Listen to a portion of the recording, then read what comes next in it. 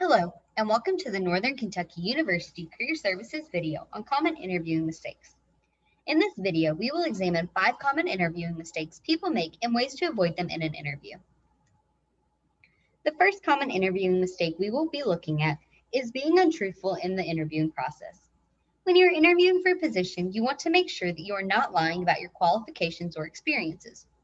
Over-exaggerating your qualifications can misrepresent your abilities as it relates to the position and can result in the employer having unrealistic expectations about your skills if you're hired for the position. You want to ensure that you are not sharing untrue examples or overinflating your skills. As they say, honesty is the best policy, and it's no different with your interview.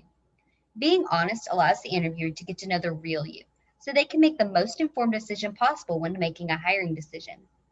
Being truthful in your interview will also ensure that if you are hired for the position, the employer has a clear understanding of the training you will need to be successful in that role. Particular instances that some people find it hard to be truthful in an interview is when they are asked questions about challenges they have faced or mistakes they have made.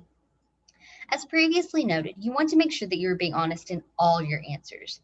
When asked questions about a difficulty you have faced, a challenging person you have worked with, or weaknesses you possess, you want to not only answer the question, but also share how you dealt with the situation and what you learned as a result of this occurrence. This will provide the interviewer with the knowledge of how you might handle the situation differently in the future. It's also important to remember that employers often intentionally ask these types of questions to see how you handle adversity. By sharing what you learned, you are assuring them that you can reflect and grow from challenging situations and are telling them what they can expect if something similar happens in your new role. Let's look at an example together. The question we will be looking at is, tell me about a time you made a mistake as a leader. A possible answer might be, I serve as the vice president for the Freshman Service Leadership Committee. One time I made a mistake was in almost missing an important deadline for this organization. As the vice president, it is my responsibility to help manage the annual homecoming events, and part of that means that I have to register as to participate. As homecoming was approaching, I had a lot going on with my classes and other organizations, so homecoming took a back burner on my list of things to do. As the deadline approached, the organization's president reached out to me a couple of times to see if I had registered with our organization, to which I told him that I would do it as soon as possible. On the day the registration window was closing, he reached out to me again, and when I told him that I hadn't registered us yet, he registered us, even though it was my responsibility.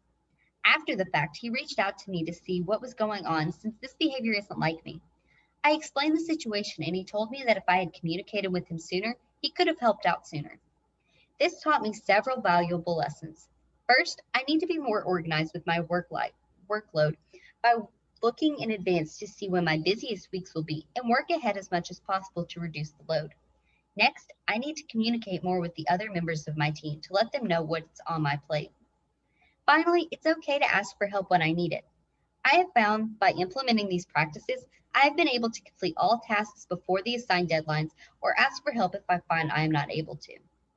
As you can see from this response, even though the person was talking about a mistake they made, they were still able to give an honest answer while putting a positive spin on their response to show the employer that they can learn from a challenging experience.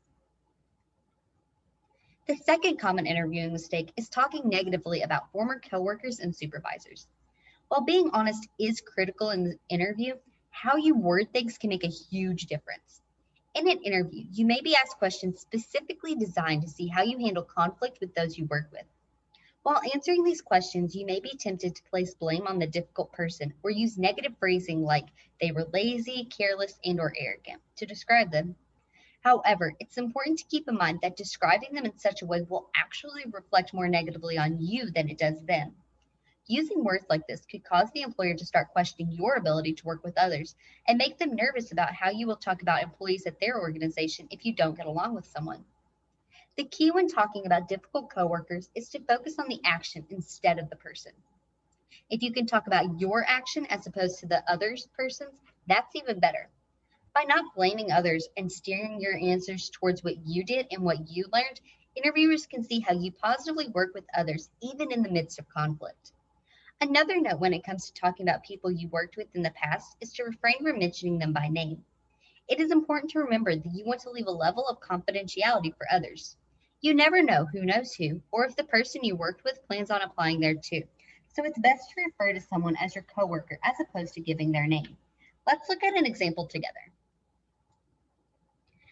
The question we will be examining is, tell me about a time you had to work with a difficult team member.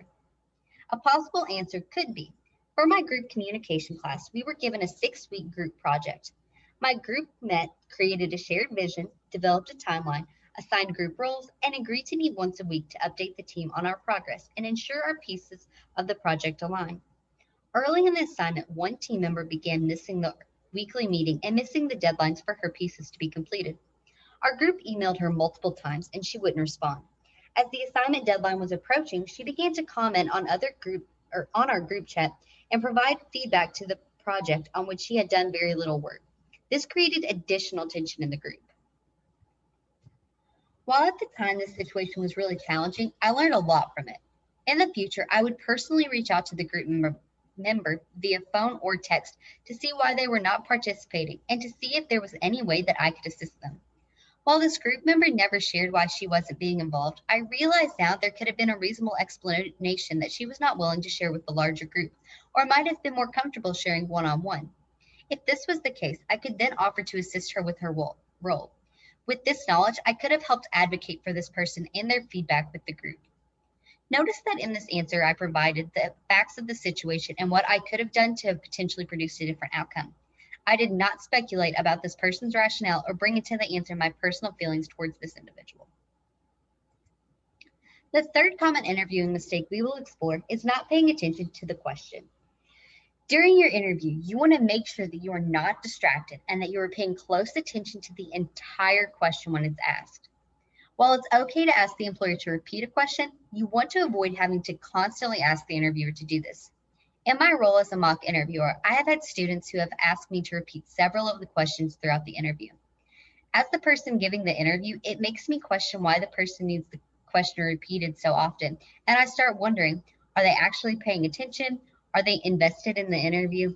Am I not speaking loud or clear enough? Are they distracted, etc.? If your interviewer is asking themselves these questions during your interview, they may become distracted and miss part or all of your answer.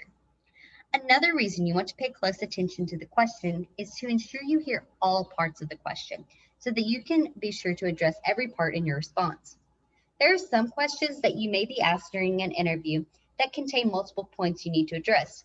For instance, tell me about a time you were a successful part of a team, what your role was, and what did you learn from it. If you do not listen carefully to this question, you may only catch the first part that asks about your successful team. In your answer, you may start talking about this point and neglect to answer the second and third parts of the question about your role and what you learned. In an interview, it can be tempting to begin to think of your response as soon as the interview begins the question. It can be helpful to ensure that you listen to the entire question before formulating your response. This can help you to pay close attention to the whole question so that you hear every part of it and can be sure your response includes an answer to each of these parts. The fourth common interviewing mistake, which is especially easy to do with open-ended and behavioral questions, is rambling during your answer. Some people do not know when or how to wrap up their answers to questions. You want to make sure that you have a clear ending to the answer you are providing. Your goal when answering questions is to make sure that you provide the necessary context for the situation, the action you took, the results of your actions, and anything you learned from this situation. By following this simple guide, you can ensure your answers are complete and not too long. Keep in mind, the interviewer will likely be taking notes on the things you are saying. Once you've given your answer, it may take them a moment to ask you the next question as they finish taking up their notes.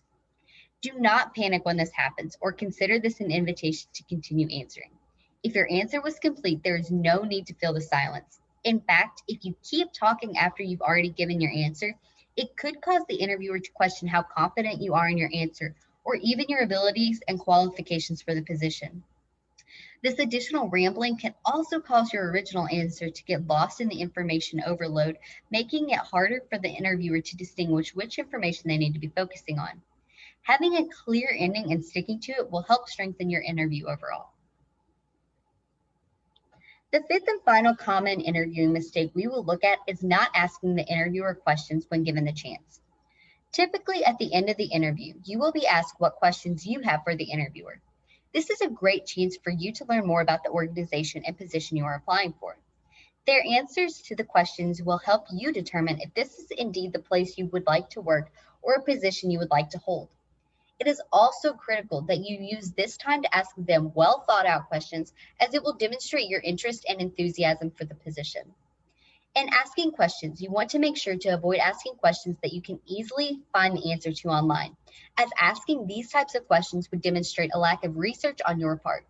You also want to avoid asking questions about salary and benefits, as bringing this up may indicate that you are more concerned about what they can offer you as opposed to the position itself. When it comes to salary and benefits, you want to wait for the employer to bring this up. You can find a list of possible questions you can ask the interviewer in the Career Services Interviewing Guide. It is okay to take a prepared list of questions with you to the interview. When the employer asks what questions you have, let them know you have prepared a list and ask if it's okay to get it out. You may or may not have time to ask all the questions on your list, so make sure to prioritize which ones you ask.